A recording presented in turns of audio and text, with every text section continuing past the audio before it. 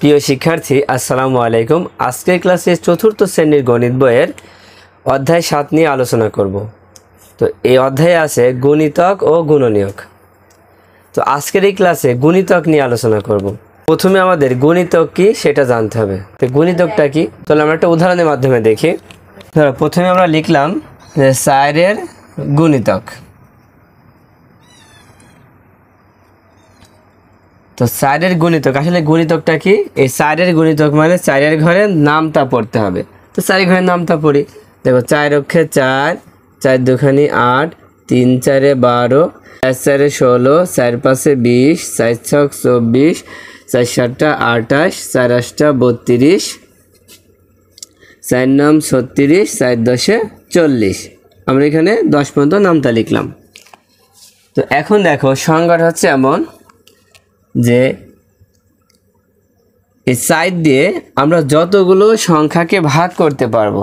দেখো সাইড দিয়ে এখানে আমি যতগুলো সংখ্যা লিখেছি প্রত্যেকটা সংখ্যাকে কিন্তু ভাগ করা যাবে।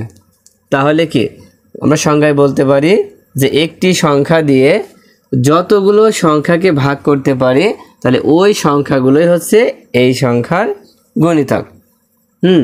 সংখ্যাটাকে আরেকবার দেখো যে একটি সংখ্যা দিয়ে এই যতগুলো সংখ্যাকে ভাগ করতে পারি তাহলে ওই সংখ্যাগুলোই হচ্ছে এই সংখ্যার গুণিতক। তাহলে গুণিতক মানে আমরা কি নামতা পড়ে করব। এখন দেখো 4 এর গুণিতক বের করলাম নামতা পড়ে, এবার বের করব 6 এর গুণিতক। খেয়াল করো, এবার লিখব 6 এর গুণিতক। তাহলে 6 এর গুণিতক মানে কি? 6 এর ঘরের নামতা। তো 6 এর ঘরের নামতা পড়ো। দেখো 6 অক্ষে 6, 6 দুখানি 12, 3 6 18, 4 6 24, 5 6 30, 6 6 36, 6 7 42, 6 8 48, 6 9 54, 6 10 60।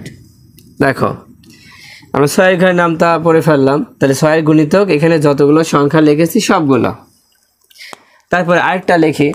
ধরো আমরা আরেকটা লিখলাম যে 8 এর গুণিতক। এবার লিখব 8 এর গুণিতক। আচ্ছা খেয়াল করো 8 এর গুণিতক যদি হয় তাহলে কি করব? 8 এর ঘরের নামতা। 8 এর ঘরের নামতা পড়ি। 8 অক্ষে 8, 8 দুখানি 16, 3 8 24, 4 8 32, 5 8 40, 6 8 48, 7 8 56, 8 8 66, 8 9 72, 8 10 80। দেখো আমরা বোর্ডে 3টি সংখ্যার গুণিতক লিখেছি। একটা হচ্ছে 4 এর গুণিতক, তারপরটা 6 এর গুণিতক, তারপরটা 8 এর গুণিতক।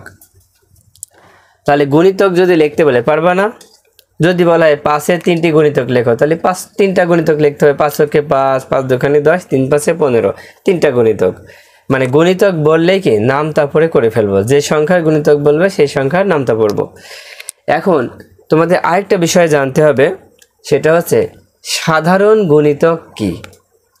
এটা হচ্ছে শুধু গুণিতক, যে 8 এর গুণিতক, 6 এর গুণিতক, 4 এর গুণিতক। এখন যদি বলে যে সাধারণ গুণিতক বের করো, তাহলে সাধারণ গুণিতক কীভাবে বের করবা?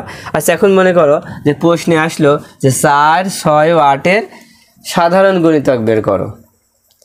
তাহলে কিভাবে করবা? দেখো যদি সাধারণ গুণিতক বের করতে বলে তখন তোমরা এভাবে লিখবা যে 4, 6 ও 8 এর সাধারণ গুণিতক। সাধারণ গুণিতকটা কিভাবে বের করব? যে 4, 6, 8 এর সাধারণ গুণিতক মানে এই 3টা সংখ্যার সাধারণ গুণিতক কোনগুলা। তাই খুবই সহজ। কি করবা? তোমরা এখানে খুঁজবা যে 3টার মধ্যে কোন সংখ্যাটার মিল আছে। 3টার মধ্যে কোন সংখ্যাটার মিল আছে সেটা খুঁজে বের করবা। আচ্ছা দেখো তো 3টার মধ্যে কোন সংখ্যাটার মিল আছে। এখানে খেয়াল করো কোনটা। দেখো প্রথমে আছে কি 24। দেখো 3টার মধ্যেই 24 আছে। হ্যাঁ 3টার মধ্যে 24 আছে। তাহলে এই 24 হচ্ছে সাধারণ গুণিতক।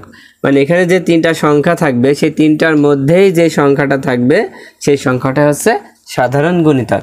তাহলে আমরা এখানে লিখতে পারি 24।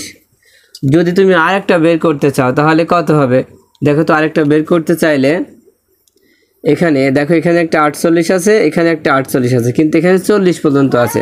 তাহলে 4 এর গুণিতক যদি আমি আরও বাড়াই তাহলে 40 এর পরে হবে 44, তারপরে হবে 48, তার মানে এখানেও কিন্তু আরেকটা পাচ্ছি।